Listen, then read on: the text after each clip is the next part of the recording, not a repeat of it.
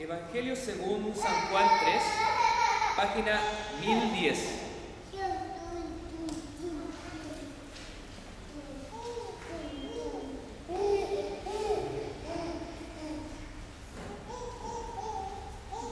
Había entre los fariseos un dirigente de los judíos llamado Nicodemo. Este fue de noche a visitar a Jesús.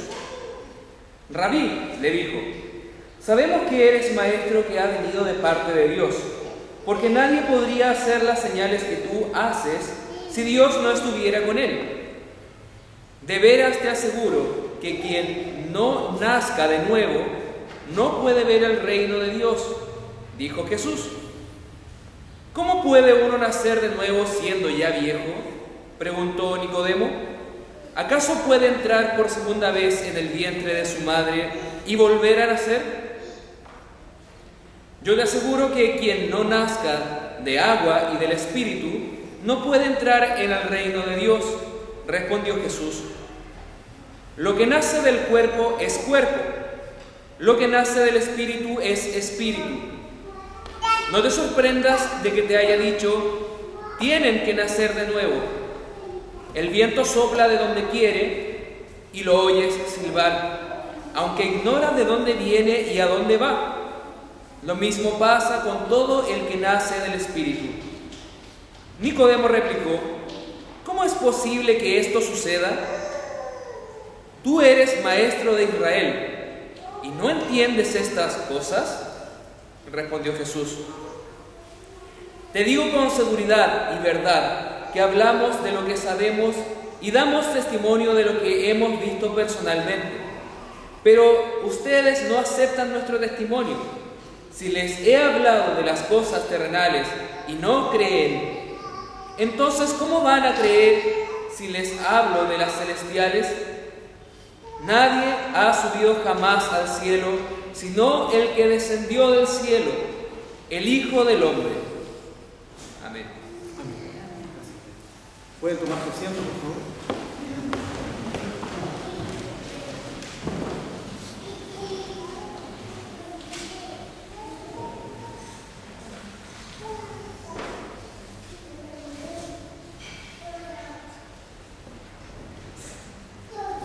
Que la gracia de nuestro Señor Jesucristo, el amor de Dios y la comunión del Espíritu Santo estén con nosotros.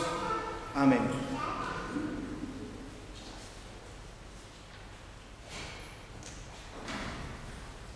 ¿Cuántos de los que están aquí tienen Facebook?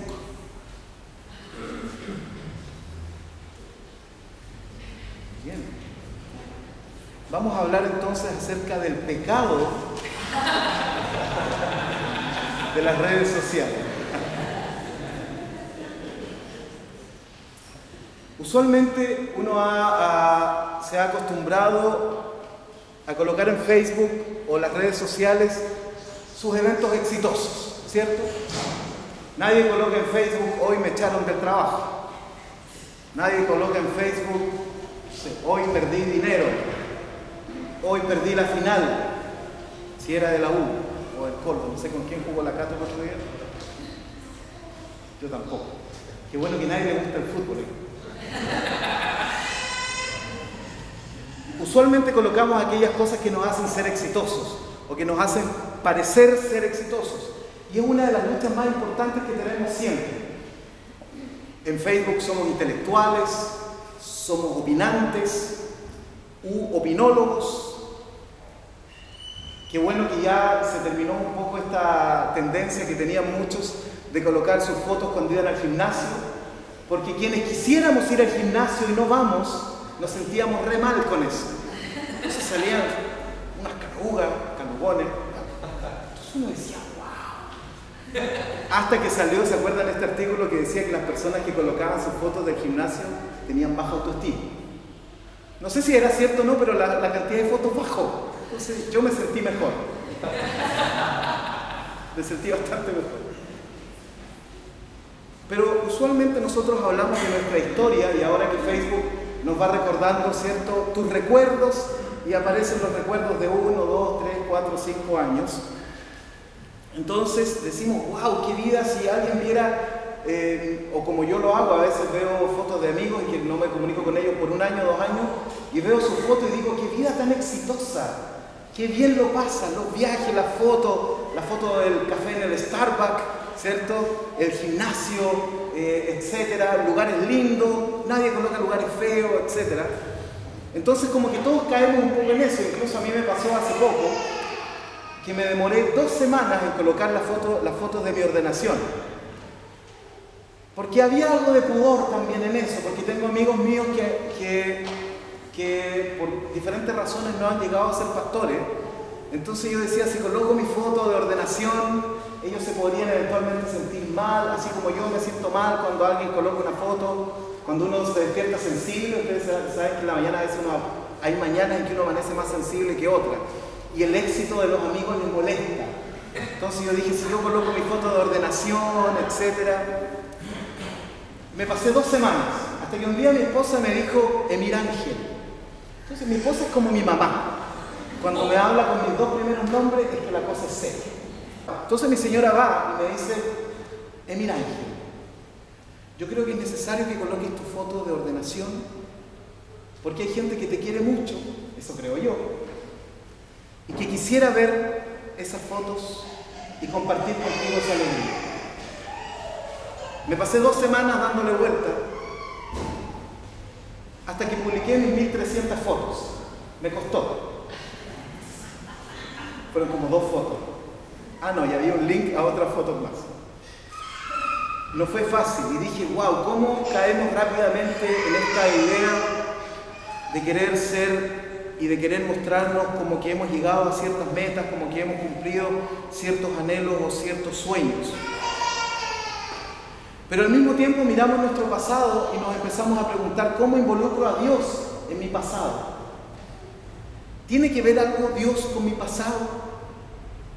De hecho, el pueblo de Israel lo hizo constantemente. Tenían guerra, habían conflictos entre países, etc. Israel miraba para atrás y decía, bueno, Dios permitió esto. Y escribía en el texto bíblico que Dios nos permitió cruzar el Mar Rojo, cruzar el río Jordán, llegar a la tierra de Canaán. Ellos miraban su pasado, que no había sido tan bueno, pero decidían involucrar a Dios en ese pasado. Uno puede decidirlo o no. Uno puede decir, en realidad me ha tocado una vida como sea, buena, mala, más o menos, y no tener a Dios en eso. Pero si nosotros involucramos a Dios en nuestro pasado, en nuestra biografía, les aseguro que nos puede ayudar a interpretarla correctamente, o a interpretarla de tal forma que nos sintamos bien, tranquilos. Pablo dice, cambien su forma de pensar. No se amolden a este mundo. Incluso cuando pensamos en nuestra genealogía, no sé si alguno de ustedes ha hecho su árbol genealógico, pero colocamos a los seres ilustres, digamos, y las cosas ocultas de la familia, ¿cierto? Colocamos a los seres ilustres. Yo todavía me acuerdo que mi árbol genealógico es bastante corto, tiene como 4 generaciones nomás, no me alcanzó más. Pero claro, uno coloca, tal persona fue tal cosa, tal persona fue tal cosa. Incluso una vez mi madre me dijo, nosotros, hijo, tenemos un antepasado que fue un general de España que vino para acá. Nunca he dado con el general, no sé si es verdad o no sé si era un mito urbano, pero cuando me preguntan, bueno, nosotros tuvimos un general que ha venido de España, un general. Siempre miramos nuestro pasado y vemos las luces y las interpretamos. Pero si hacemos el ejercicio de mirar la genealogía de Jesús, la primera pregunta que nos hacemos es ¿por qué hay algunos personajes ahí que yo no pondría en mi propia biografía genealógica? Y esa es una de las cosas que a mí más me gusta de la Biblia, porque la Biblia nos muestra a los personajes tal como son. Seres humanos como nosotros, con sus luces y sus sombras, con sus aciertos y sus muchos desaciertos. En la genealogía de Jesús que aparece en Mateo, hay otra que aparece en Lucas, y a quienes les gusta criticar un poco la Biblia siempre dicen, pero es que son contradictorias, porque en esta genealogía aparecen estos y en esta otra genealogía aparecen estos otros. En realidad eso se resuelve de manera mucho más sencilla diciendo que cada uno de los autores bíblicos tenía una perspectiva diferente de la genealogía. Uno mismo lo hace con su propia genealogía, ¿cierto? O su propia historia. Yo veo mi historia y miro hacia atrás los hitos, pero si le pregunto a mi mamá, o le pregunto a mi papá o a mis hermanas, ellas verán otros hitos que quizás yo no veo. No significa que sean contradictorios, sino que ponemos el acento en diferentes partes. Sin embargo, la genealogía de Jesús que aparece en Mateo tenemos ciertos personajes que uno no pondría en su propia historia. Tenemos a Tamar, que tuvo una relación incestuosa. Estamos hablando de la genealogía de Jesús. Tenemos una Rahab, que era conocida históricamente como una prostituta, genealogía de Jesús. Tenemos a un Jacobo que para quedarse con la primogenitura hizo una cantidad de chanchullos impresionantes que uno no haría el día de hoy. Quiso engañar a su padre, de hecho lo engañó. Tenemos un David que le gustaba mirar a la vecina y se quedó con la vecina. Y para que nadie le dijera nada, al esposo de la vecina lo mandó a poner adelante en la guerra para que lo maten. Nada de honorable. Tenemos a Betsabé, la amante de David. Cuando nos fijamos en la genealogía de Jesús, decimos, ¿por qué están puestos ahí? Digamos. Yo hubiese puesto a los príncipes, los reyes, los que hicieron lo bueno, y de pronto Mateo coloca a personajes que no tienen nada de honorable o que hicieron cosas que eventualmente no eran consideradas honorables. Sin embargo, Jesús se construye desde su pasado. Su nombre era Yeshua ben Yosef. Yeshua ben Yosef, el hijo de alguien. En ese tiempo nadie era solo. No nació como por generación espontánea, sino que nacían los hijos de alguien. Y ese alguien era hijo de otro, y ese otro era hijo de otro.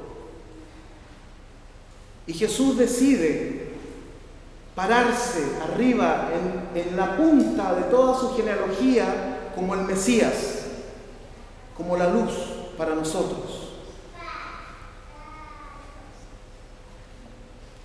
¿Cómo veía Jesús su pasado? Su propia genealogía, cuando la veía decía, ¡wow!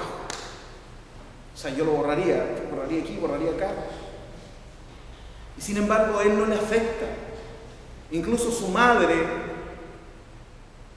había muchas sospechas en el mismo tiempo de Jesús de que él era hijo de un adulterio, porque su padre no era José. Y sin embargo, a pesar de toda esa historia que a veces era trágica, violenta, humillante, vergonzosa de Jesús, Jesús se para sobre su historia, sobre su genealogía, sobre su biografía y decide ser luz y sal para el mundo. Quizás por lo mismo Adviento usted sabe que no se celebraba hasta el siglo IV. O sea, los primeros 3 siglos, los primeros 4 siglos de la historia de la Iglesia no se celebraba Adviento, no se celebraba el nacimiento de Jesús. ¿Por qué? Porque para la Iglesia primitiva el nacimiento de Jesús no era tan importante. Había otro nacimiento que sí era mucho más importante. El nacimiento que nos puede sanar, que nos puede transformar en otro ser humano, otra versión de nosotros.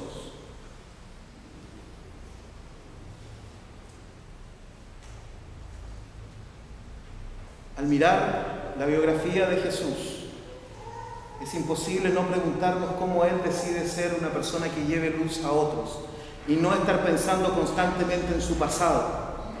Sobre todo si el pasado es trágico. Convengámoslo o no, a veces decidimos estar ligados a nuestros pasados trágicos porque no queremos o no hemos decidido crecer. De cada uno depende si interpreta y coloca a Dios en su pasado o sigue ligado a este pasado y no avanzar más. Jesús, con su historia y su biografía, Él decide transformarse en luz para las naciones. Lo que Él hizo fue la reinterpretación de su pasado. Miró hacia atrás y miró con compasión. Mirar con compasión el pasado significa, bueno, quizás yo hubiera hecho lo mismo, o no lo hubiera hecho. Mirar con bondad y compasión y misericordia el pasado es mirar a nuestros propios antepasados y tener compasión de ellos también. Pero no solo eso, sino que también perdonarlos. Porque para caminar en este siglo, como dice Pablo, debemos cambiar nuestra forma de pensar. El único nacimiento celebrado en la Biblia y muy celebrado en la Biblia es el nuevo nacimiento. Como cuando Nicodemo se encuentra con Jesús, que era la lectura que hacíamos hace un minuto. Nicodemo se encuentra con Jesús y Jesús le dice, es necesario que nazcas de nuevo. Si hay un nacimiento que de verdad es invitado en la Biblia, es empujado hacia los hombres, es propuesto como una alternativa del reino de Dios, es el nuevo nacimiento de cada uno. Y nacer de nuevo significa que tomo a Dios y lo coloco en mi pasado, que intervenga o haya intervenido en mi pasado. De esa forma le da sentido a mi presente. Este es el nacimiento que sana. No son exigencias, sino bendiciones, que nos permite ver a Dios en el mundo y en la creación, y nos hace andar con Dios, como se decía de Abraham.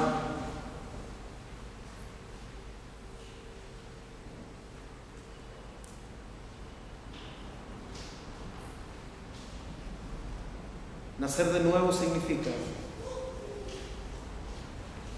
que miro a Dios en mi pasado, veo su intervención. Significa que miro con misericordia y me pongo empáticamente en la situación de otros de mi pasado, para de esa forma comenzar a descansar. La única forma de cambiar nuestro recorrido biográfico, del cual somos herederos, es a través del nuevo nacimiento, el cual nos hará mirar hacia atrás con misericordia, compasión, empatía, amor y bondad. Por eso algunos celebran cada año su nuevo nacimiento, su propio bautizo. Solo el nuevo nacimiento nos puede hacer reconstruir nuestro pasado y mucho más el aceptarlo. Porque como dice la Escritura, las cosas viejas pasaron, Dios dice, he aquí, las hago todas nuevas.